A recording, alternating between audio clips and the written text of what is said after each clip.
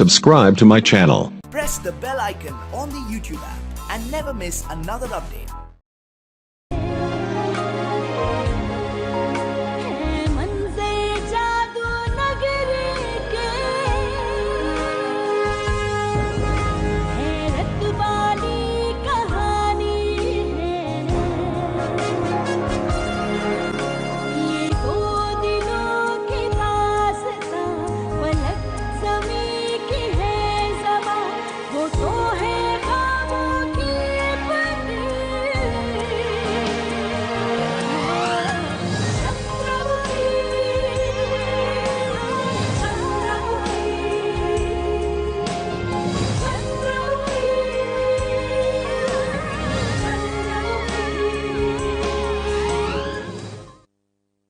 जानती हो, जिन्हें हमने अपना समझा था वो ही हमारे शत्रु निकले। इसलिए आपको और हमें अपने प्राण बचाने के लिए जंगलों में शरण लेनी पड़ रही है।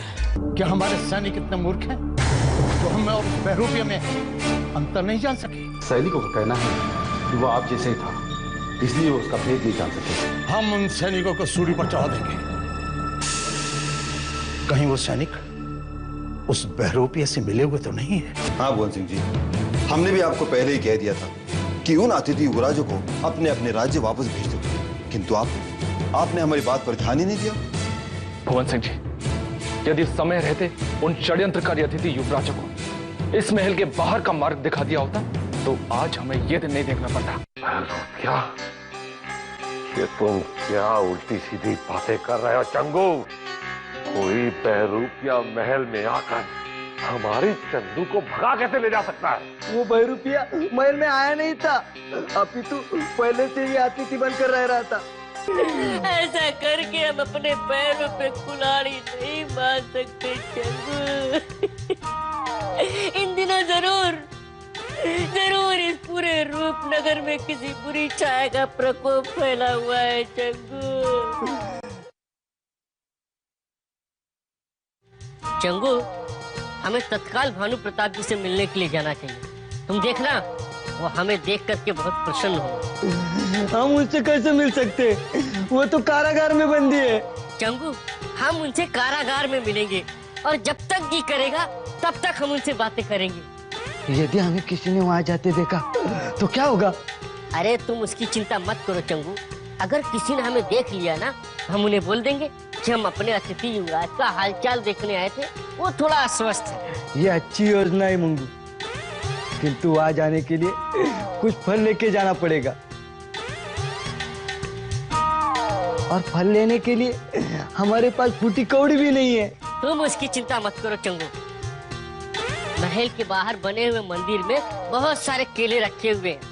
हम वो प्रसाद उठाकर लेकर जाएंगे और पहरेदार को बोल देंगे कि हमारे अतिथि युवराज बहुत अस्वस्थ है, फिर हमें कोई नहीं रोकेगा। वाह मंगू, चतुराई में तो तुम सबसे आगे हो। चलो ढेर सारे केले ले जाकर हम भानु प्रताप सिंह जी के दर्शन करते। चलो चलो। हरे कृष्णा हरे राम।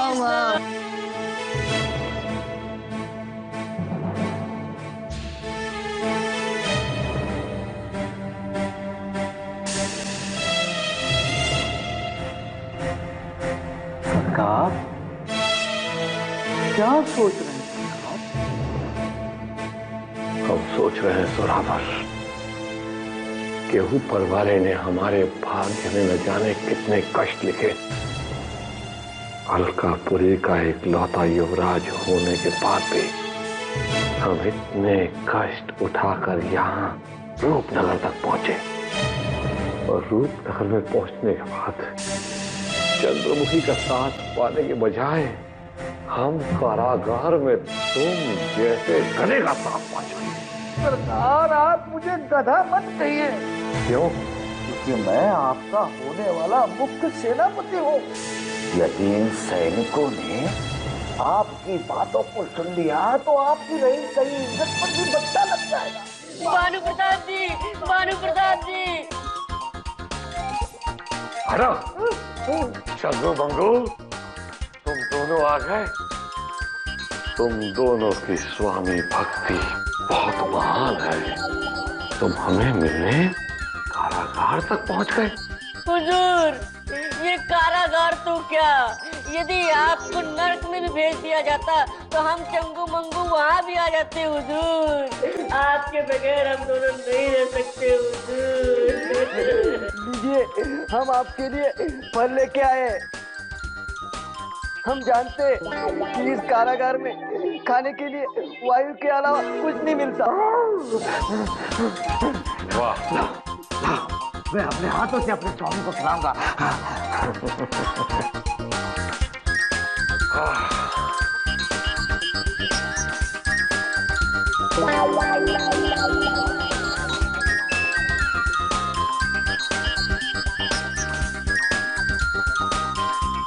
भानु प्रताप जी, इस कारागार में ये भूखा तुच्छ नरभक्षी पशु कहाँ से घुस आया? हमें पशु मत कहो, हम युवराज के होने वाले मुख्य सेनापति हैं। समझे? सरकार, क्या ये दोनों वही चूहे हैं जो आपकी दिन रात सेवा करते हैं? इन्हें चूहे मत कहो, ये सच्चे स्वामी भक्त हैं। ये है मंगू और ये है चंगू, और ये हमारा सेवक जोरावर है। हुजूर, मुझे तो ये भूखा पागल पशु दिखाई देता है। देखिए देखिए, ऐसे खा रहा है जैसे जीवन में कभी खाना खाया ही ना हो।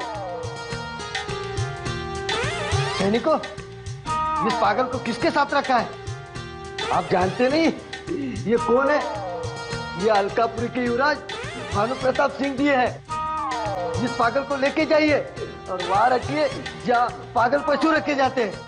नहीं नहीं, इसे यहीं रहने दो।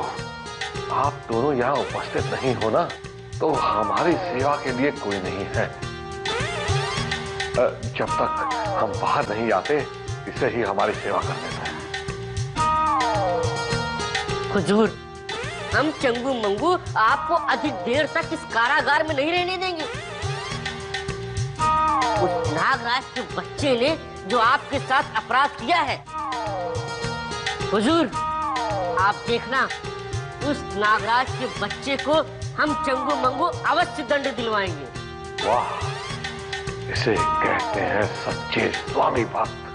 शाबाश। और एक तुम हो जो केवल स्वयं की ही चिंता करते रहते हो। याद रखना जोरावर, जब हम छूट कर बाहर जाएंगे तो हम चंगू को अपना प्रधानमंत्री और मंगू को अपना राष्ट्रपति बनाएंगे। हुजूर, हुजूर, आप कितने अच्छे हैं हुजूर। हुजूर, हम अभी उस भुवन सिंह जी के पास जाते हैं और आपको इस कारागार से रिहा करने की प्रार्थना करते हैं हुजूर। चंगू, चलो चलो हुजूर।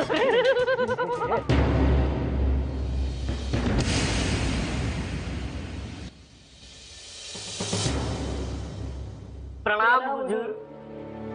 प्रणाम।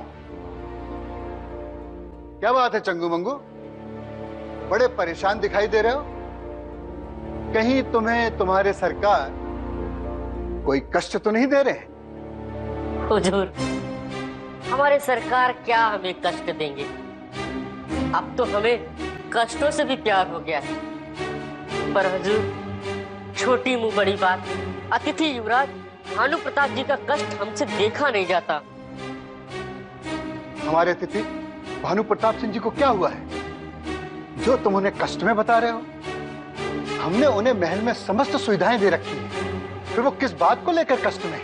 उन्हें कारागार में बंद कर दिया गया है हुजूर। कारागार में बंद कर दिया? किसमें इतना साहस हुआ जो हमारी आज्ञा के बिना उसने इतना बड़ा अनर्थ कर दिया? हुजूर, इतना बड़ा अनर्थ नागराज ने किया है हुजूर। उन्होंने बिना सोचे समझे हमारे अतिथि युवराज को कारागार में बंद कर दिया हुजूर। हम अभी भानु प्रताप जी से मिल के आए। उन्होंने हमें बताया यदि उन्हें तत्काल कारागार से रिहा नहीं किया तो अलकापुरी की सेना रूपनगर पर आक्रमण करेगी। हुजूर, आप तो जानते हैं कि रूपनगर पहले से ही संकटों से घिरा हुआ है। हुजूर, ऊपर से नागराज ने इस रूपनगर को एक नए संकट में डाल दिया। छोटी वो बड़ी बात हुजूर, अगर नागराज जी इसी तरह मनमानी करते रहे ना तो इस रूपनगर का क्या होगा हुजूर? हम अभी और इसी समय नागराज से मिलकर आते हैं। उन्होंने जो किया इसके लिए उन्हें भानु प्रताप जी से क्षमा मांगनी होगी। तुम दोनों हमारी यही प्रतीक्षा करो।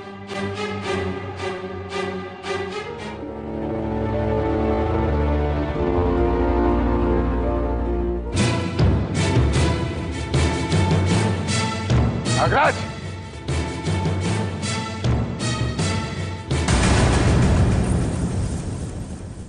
नागराज, किसकी अनुमति से तुमने भानु प्रताप सिंह को कारागार में डाला? भुवन सिंह जी, आप ही ने तो कहा था जो भी रूपनगर की सीमा के बाहर जाने का प्रयास करे हम उसे बंदी बना लें। नागराज, लगता है तुम्हारी बुद्धि भ्रष्ट हो गई है। हमने तुम्हें किसी अतिथि युवराज को बंदी बनाने के लिए नहीं कहा था। क्या अंतर पड़ता है भुवन जी, क्या अंतर पड़ता है? वैसे भी अतिथियों के आने के बाद ही हमारे रूपनगर में संकट आने आरंभ हुए हैं। आप अपनी सीमा से आगे बढ़ रहे हैं और हमारे शब्दों का लाभ उठाकर अपनी मनमानी कर रहे हैं। नहीं भुवन जी, मैंने जो कुछ भी किया है अपने राज्य की भलाई के लिए ही किया है। आप उस भानु प्रताप के विषय में वो नहीं जानते जो मैं जानता हूं। वो बहुत ही कपटी और चतुर है। आप हमारे अतिथि का अपमान कर रहे हैं नागराज। ये मत भूलिए कि वो भी अलकापुरी जैसे बड़े राज के युवराज हैं। अगर ये बात उनके राज तक पहुंच गई तो हमारे राज पर आक्रमण भी हो सकता है। अरे हम पहले ही विपत्तियों से घिरे हैं और आपकी इस नादानी से हमारे राज को हानि भी हो सकती है। ये आप क्या कहने भवन जी? मैं इस राज्य के लिए अपने प्राण भी त्याग सकता हूं। हमें आपके प्राणों की आवश्यकता नहीं है। जाइए, भानु प्रताप सिंह जी से क्षमा मांगिए और उन्हें यहाँ सम्मान के साथ लेकर आइए। ये आप क्या कह रहे हैं? मैं उनसे क्षमा मांगू? भुवन जी, इसमें तो मेरा बहुत अपमान होगा। मेरा ही क्या, इस रूपनगर राज्य का भी अपमान होगा। रूपनगर की प्रजा क्या कहेगी भुवन जी कि एक उच्च अधिकारी ने दूसरे राज्य के एक व्यक्ति से क्षमा मांगी? यदि आप भानु प्रताप सिंह जी से क्षमा नहीं मांगेंगे तो हम महाराज से कहकर आपका पद छिनवा देंगे और आपको अतिथि युवराज का अपमान और हमारी बात ना मानने के अपराध में हम उसी कारागार में डलवा देंगे जिसमें आपने भानु प्रताप सिंह को डलवाया है। हम आपको चंद घड़ियों का समय देते हैं। आगे आपकी इच्छा, आपको क्षमा मांगनी है या सारा जीवन कारागार में गुजारना है?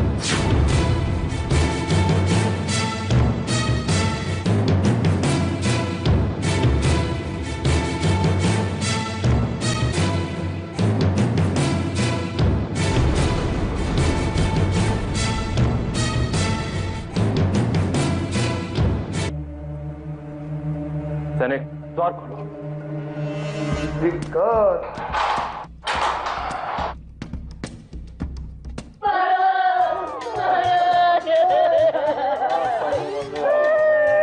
भानु प्रताप सिंह, मुझे क्षमा कर दीजिए। मैं आपसे क्षमा मांगने के लिए आया हूँ। मेरी बुद्धि भ्रष्ट हो गई थी जो मैंने आपको बंदी बनाने का आदेश दे दिया। मैं आपको ले जाने के लिए आया हूँ। चलिए। अच्छा हुआ नागराज, तुम स्वयं हमें लेने आए हो, वरना हमने तो सोच लिया था कि अलकापुरी से अपनी सारी सेना लाकर रूपनगर से युद्ध लड़ेंगे, लेकिन तुम स्वयं आकर हमको ले जा रहे हो। याद रहे नागराज, अगर दोबारा ऐसी गलती हुई तो हम तुम्हें इन्हीं दीवारों में चुनवा देंगे। समझ गया युवराज, समझ गया। अरे आप कहां जा रहे हैं भाई? आप नहीं, केवल भानु प्रताप सिंह जी। नहीं, ये जोरावर सिंह है, हमारा होने वाला सेनापति। अलकापुरी में इसका ओहदा तुमसे अधिक है। मैं अपने महाराज का उच्च सेवक हूँ और अलकापुरी नगरी का उप सेनापति। चलो चंगो मंगो, चलो। चलिए। जहाँ जहाँ प्राण वाह वाह आत्मा।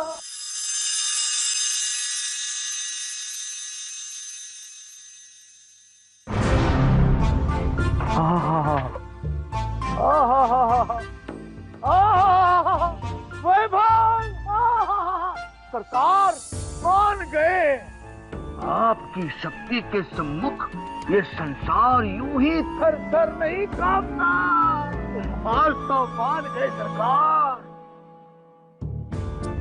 इन लोगों ने आपको कारागार में डाला था, आज आपकी शक्ति के सम्मुख झुक गए, आपके चरणों में अपनी नाक रगड़ने आ गए।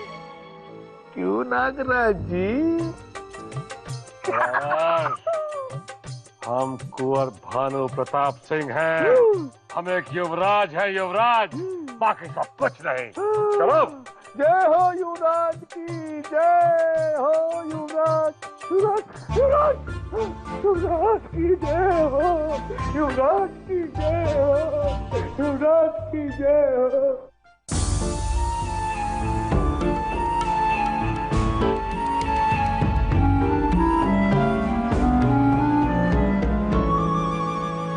भुवन सिंह जी, ये लीजिए, मैं आपके अतिथि युवराज को लेकर आया हूं।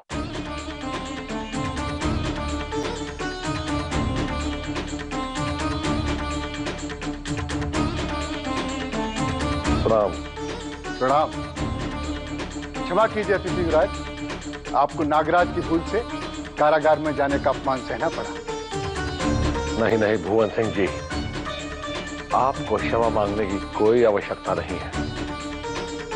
जो गलती करता है क्षमा भी उसे ही मांगनी पड़ती है। नागराज को अपनी गलती का एहसास हो गया। वो हमारे पास आया था, बहुत गिड़गिड़ाया, हमारे कदमों में बैठ के माफी मांगी और हमने भी दया करके माफ कर दिया उसे। वरना हमने तो सोचा था कि हम दोनों राज्यों के बीच में रिश्ता जुड़ने से पहले ही यहाँ जंग होने का अवसर आ गया है। जैसे ही अमलकापुरी पहुंचते अपनी सारी सेना के साथ रूपनगर के ऊपर धावा बोल देते, लेकिन नागराज ने हमसे क्षमा मांगकर हमारे गुस्से को शांत कर दिया। आपका अपमान हमारा अपमान है अतिथि युवराज। आज के पश्चात ऐसा कभी नहीं होगा। हाँ, अब ऐसा होना भी नहीं चाहिए। यदि अगली बार ऐसा हुआ तो हमारे युवराज भानु प्रताप सिंह को क्रोध आ जाएगा, और यदि भानु प्रताप सिंह को क्रोध आ गया तो रूपनगर की ईंट से ईंट बजा देंगे हमारे युवराज। ये कौन है? हमने पहले भी इन्हें कहीं देखा है। देखा होगा, निरीक्षण करते हुए कारागार में, वही तो था। एक बात और ध्यान से सुन लीजिए, जिस प्रकार आपके इस अज्ञानी अधिकारी ने हमारे महाराज को कारागार में डाला, उसी प्रकार आपकी सेना के एक अज्ञानी अधिकारी ने हमें भी कारागार में डाल दिया था।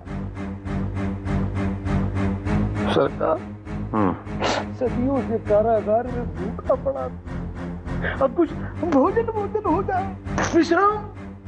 हाँ हाँ जोरावर। हाँ हाँ अवश्य आइए।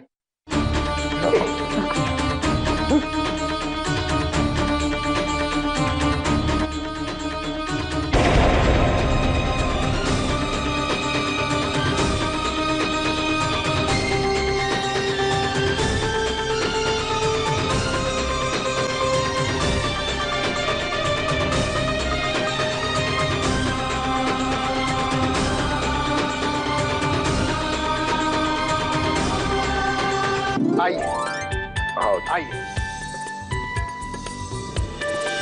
आप यहाँ विश्राम कीजिए।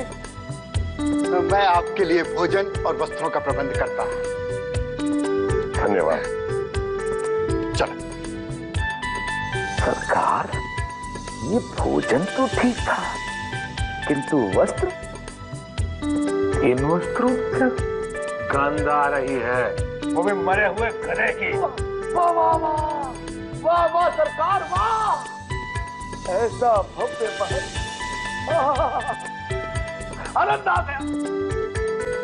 कारागार में पड़े पड़े मैंने कभी सोचा भी नहीं था कि मुझे ऐसे भव्य कक्ष में आराम करने को मिलेगा। अपनी खाल में बने रहो। याद रखो, ये भव्य महल हमारे लिए है, तुम्हारे लिए नहीं। हम युवराज हैं, तुम नहीं। जाओ और हमारे कदमों को दबाओ। बैठो उधर नीचे। हाँ। दबाओ।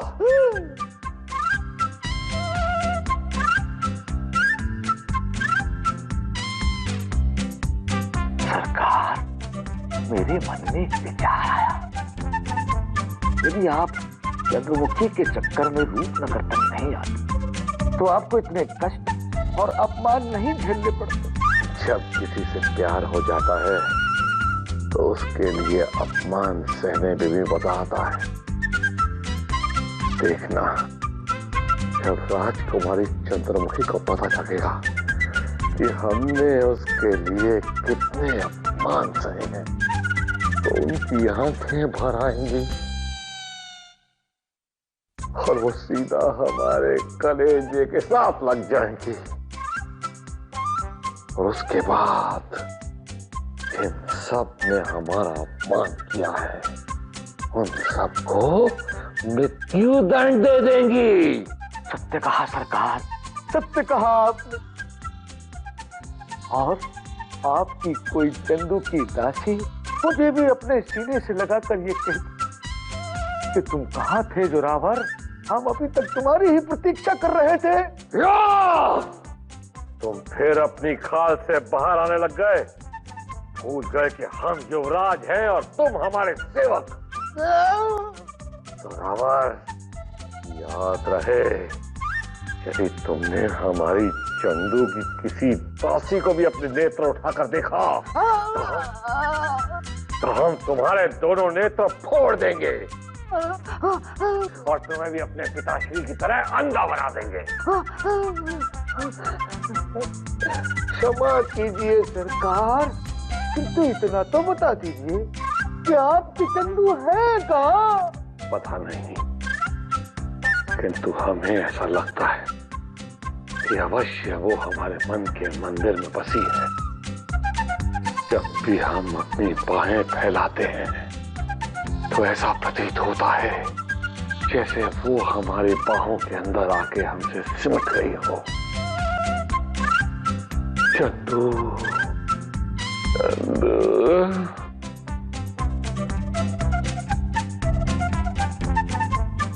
दासी, नए नए कपड़े।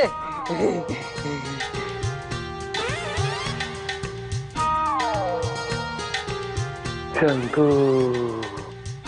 हुजूर, और ये पागल पशु क्या बड़बड़ा है? दासी, दासी, चंदू, दासी, चंगू, चंगू। हुजूर तो मुझे याद कर रहे हैं। पागल पशु। दासी, दासी। सरकार, तुम आ गई चंदू, तुम आ गई। सरकार, आ गए। सरकार, सरकार।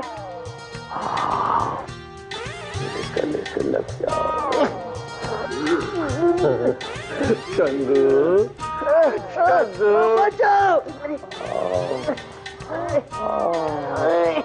चंदू, बचाओ। सरकार, बचाओ, बचाओ, बचाओ, बचाओ।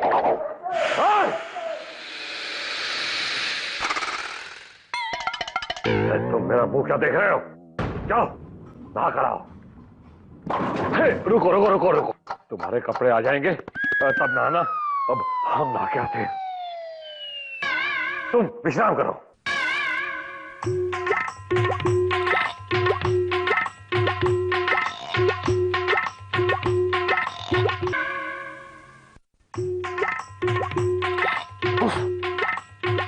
भोजन और विश्राम के सिवाय यहाँ कुछ मिलता ही नहीं। ना तो चंद्रमुखी मिलती है और ना ही कोई उसकी दासी। अरे मिलते हैं तो वो औने पौने आधे अधूरे। इधर उधर की सोच जोरावर और खजाने के बारे में सोच। यदि एक बार खजाना जोरावर तेरे हाथ में आ गया तो भानु प्रताप सिंह को तो मैं ऐसे मार दूंगा।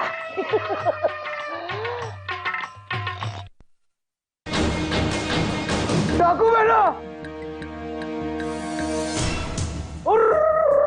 आप और यहाँ रूपनगर के राजमहल में क्या डाका वाका डालने आए हैं? हम यहाँ डाका डालने नहीं, अभी तो अतिथि बनकर आए हैं। आप और अतिथि? क्या कह रही हैं आप? वाह, महाराज बड़े कृपालु हैं, बड़े दयालु हैं। उन्होंने आजकल डाकुओं को भी सम्मान देना आरंभ कर दिया है। इसीलिए मेरी डाकू बहना, मैं डाकू बनना चाहता हूँ। आपसे मैंने कहा नहीं था कि मुझे आप डाकू बना लो? अरे मेरा बचपन का सपना पूरा हो जाता। अभी भी समय है मेरी डाकू बहना। इस रक्षाबंधन पे आप मुझे राखी बांध देना। उसी दिन हम रूपनगर को लूटकर भाग जाएंगे। जरावर, कुत्ते की दुम सीधी हो सकती है लेकिन तुम नहीं। जिस महाराज का नमक खाए उसी से विश्वासघात करना चाहते हो। खैर, हम तो यहाँ सूर्य प्रताप और विजेंद्र प्रताप की प्रतीक्षा कर रहे हैं। जैसे ही उनका कार्य सफल हो जाएगा, हम ये महल छोड़कर सदा सदा के लिए जंगलों के लिए निकल जाएंगे। भोली, कितनी भोली हो मेरी डाकू बहना। सूर्य प्रताप सिंह और विजेंद्र प्रताप सिंह, तुम्हें तो पता ही नहीं कि वो इस राजमहल में है ही नहीं। हाँ, ऐसा कैसे हो सकता है? सत्य कह रहा हूँ मेरी भोली बहना। मैंने इस महल का कोना कोना देख डाला, एक एक कक्ष छान मारा, किंतु इन दोनों का कहीं कोई भी पता नहीं चला। बहना, और तो और मैंने इस महल के उच्च अधिकारियों से भी पूछा, किंतु उन्होंने मेरी बात को टाल दिया। बहना, मुझे तो लगता है कि इन दोनों को महाराज ने मृत्यु दंड दे दिया होगा, फांसी पर लटका दिया होगा। ऐसा नहीं हो सकता, और यदि ऐसा हुआ तो हम रूपनगर को शमशान बना देंगे।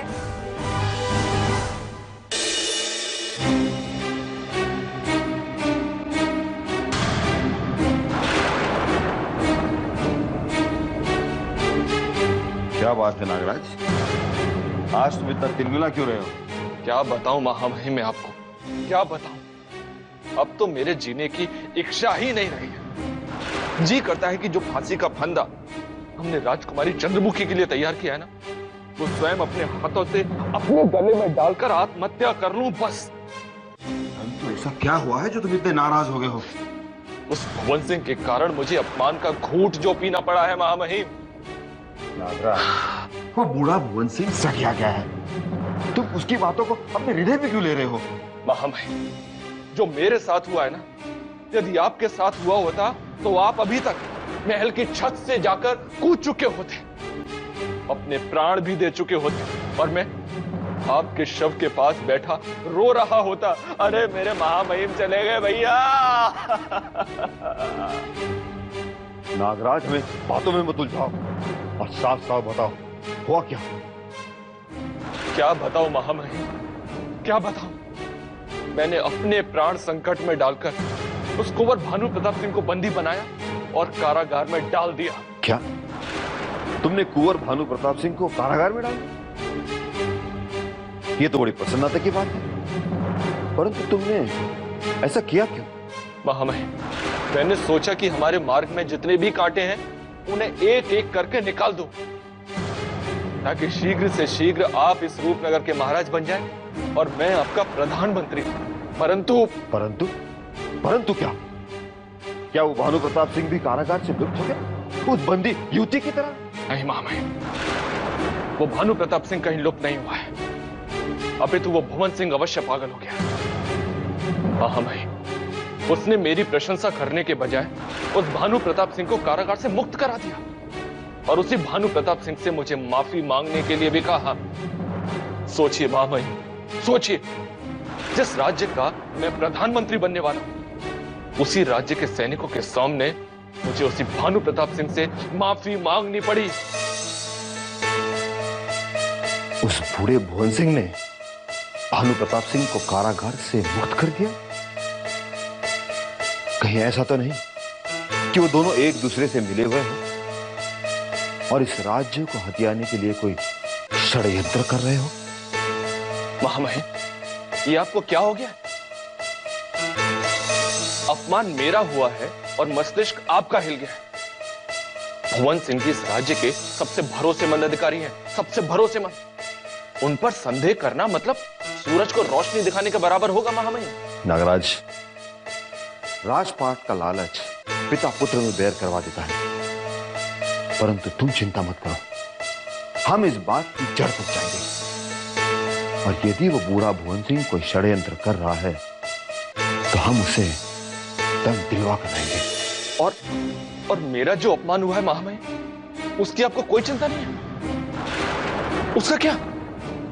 मैं जो अपनी जान देने की सोच रहा था, उसके बारे में आपने कुछ भी नहीं सोचा? नहीं महामहिम, मुझे आपसे ये आशा नहीं थी। मैं तो सोच रहा था कि मेरे जान देने की बात सुनकर आप स्वयं वो फांसी का फंदा अपने गले में डालकर अपनी जान दे देंगे, परंतु आप तो। राज, वाकई तुम्हारे अपमान के बारे में सुनकर हमें क्रोध आ गया है, किंतु यदि हम अपने प्राण दे देंगे तो तुम्हारे अपमान का बदला कौन लेगा? तो आप मेरे अपमान का बदला अवश्य लेंगे ना महामहिम? अवश्य नागराज, अवश्य। हम उस बूढ़े भुवन सिंह को तुम्हारे अपमान का ऐसा दंड देंगे कि भविष्य में कभी कोई किसी का अपमान नहीं करेगा। तो चलिए महामहिम, अभी इसी समय चलकर उस भुवन सिंह को उसी फांसी के फंदे पर लटका दीजिए जो हमने राजकुमारी चंद्रमुखी के लिए तैयार किया था। इतनी जल्दी क्या है नागराज? यदि हमने उस बूढ़े भुवन सिंह को फांसी के फंदे पर लटका दिया तो उसके सारे राज खत्म हो जाएंगे जो हमारे महाराजा और तुम्हारे प्रधानमंत्री बनने के बाद काम आएंगे। इसीलिए थोड़ी प्रतीक्षा करो, समय आने पर हम उस बूढ़े भुवन सिंह को फांसी के फंदे पर लटकाएंगे और तुम्हारे हाथों से उसे वो फांसी का फंदा पहनाएंगे। नागराज, अब तुम जाओ और हमें अकेले में कुछ सोचने दो।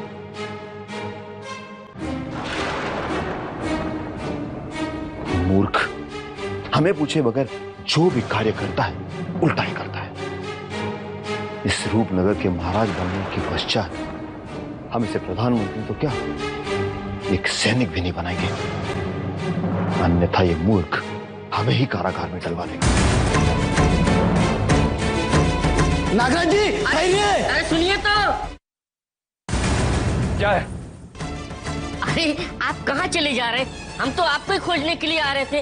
हमने सुना कि भुवन सिंह जी ने आपको बहुत डांटा फटकारा है, मतलब सबके सामने आपको इतना डांटा कि आपके नेत्रों से आंसू बह गए। अरे ये तुमसे किसने कह दिया? अरे अरे हमसे कौन कहेगा? सारे महल में ये अफवाह फैली हुई है। अरे महल के बड़े अधिकारी ही क्या, महल के दास दासियां भी आपके दुख पर गीत गा रहे हैं। सब लोग कह रहे हैं कि आपने दुष्ट भानु प्रताप को कारागार में बंद करके अधिकारों का दुरुपयोग किया है, इसलिए सब आपको अपमानित कर रहे हैं। अरे नागराज जी, आप वो कार्य क्यों करते हैं जो आपके अधिकार में नहीं है? मुझे और चंगू को आपका अपमान बिल्कुल भी अच्छा नहीं लगता है। ये देखिए, आपका मुख लज्जा से लाल हुआ पड़ा है। मेरा मुख लज्जा से नहीं, क्रोध से लाल हुआ जा रहा है। भुवन सिंह ने मुझसे किसी पुराने बैर का बदला लिया है, इसलिए उन्होंने मुझे भरी सभा में नीचा दिखाने का प्रयास किया है। आपने तो हमारे मुख की बात छीन ली। अभी अभी मैंने यही बात चंगू को बताई थी कि भुवन सिंह जी जरूर बुढ़ापे में सठिया गए हैं, वरना हमारे सबसे होशियार और महान अधिकारी की इतनी बड़ी दुर्गति नहीं करते। क्यों चंगू? हाँ मंगू, जब से मुझे इस दुर्घटना का पता चल गया तब से मेरे नेत्रों से नींद ही उड़ गई है। आप चिंता मत कीजिए नागराज जी, सारा रूपनगर आप पे हंस रहा होगा, किंतु हम आपके साथ हैं। देखिए, हमारे नेत्रों से अभी भी आंसू निकल रहे हैं। देखिए नागराज जी। ठीक है ठीक है ठीक है, किंतु अब तुम हमसे क्या लेने आए हो? जो हो गया सो हो गया। पुरानी बातों को याद करने से क्या लाभ मिलने वाला है? लाभ तो कुछ नहीं होता, लेकिन अगर मैं चंगू को नहीं रोकता तो आपके अपमान से दुखी होकर आत्महत्या अवश्य कर लेता। आत्महत्या? हाँ।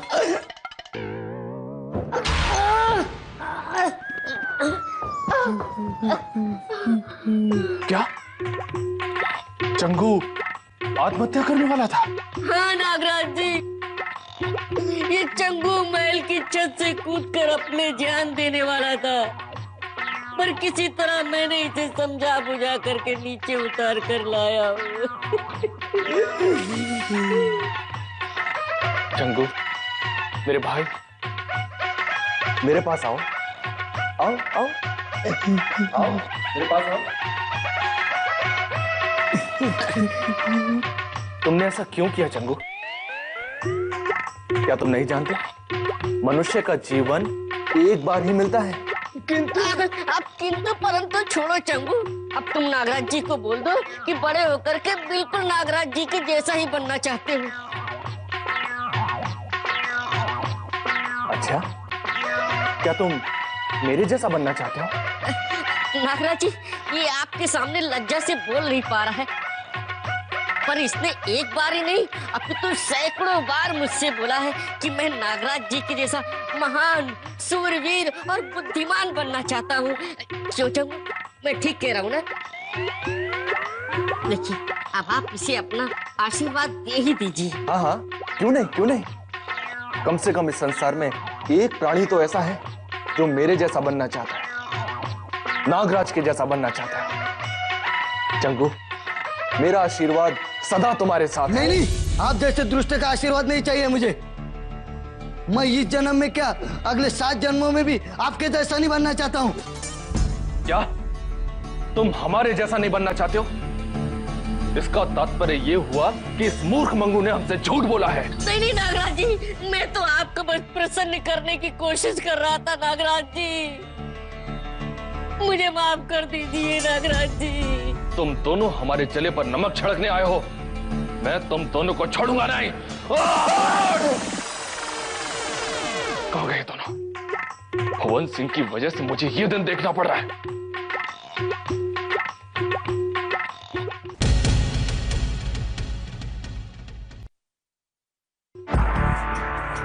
ये ले चंगू। लगता है मंगू, ये बाजी भी तू ही जीतेगा।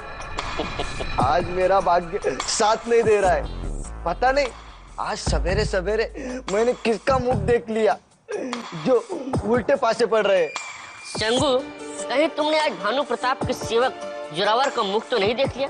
और देखने में अपशकुनी और कपटी है, कदाचित इसीलिए आज तुम्हारी हार पे हार हो रही। कहा तुमने उस कपटी का नाम ले लिया।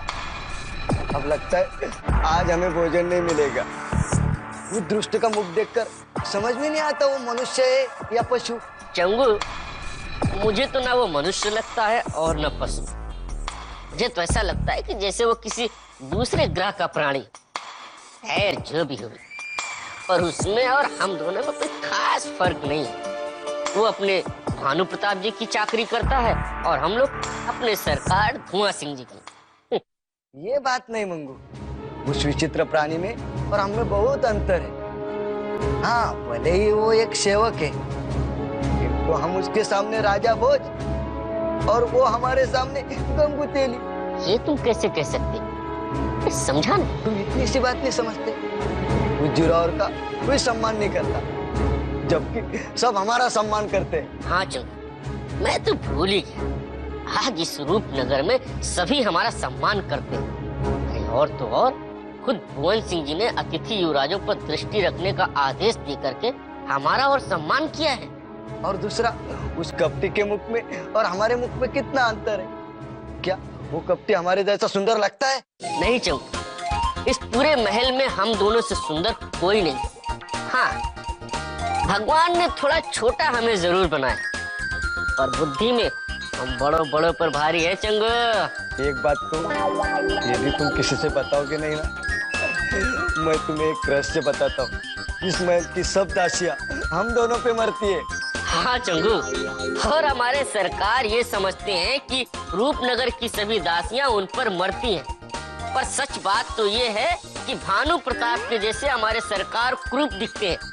अगर कहीं हमारी लंबाई होती तो मुझे तो ऐसा लगता है कि महाराज बचपन में राजकुमारी चंद्रमुखी का हाथ हमें दे देते, और यदि ऐसा होता तो महल में होने वाली उथल पुथल से सभी बच जाते। तू ठीक कह रहा है मम्मी, किंतु अब कुछ नहीं हो सकता। पता नहीं राजकुमारी अब कहाँ है, किस हाल में है।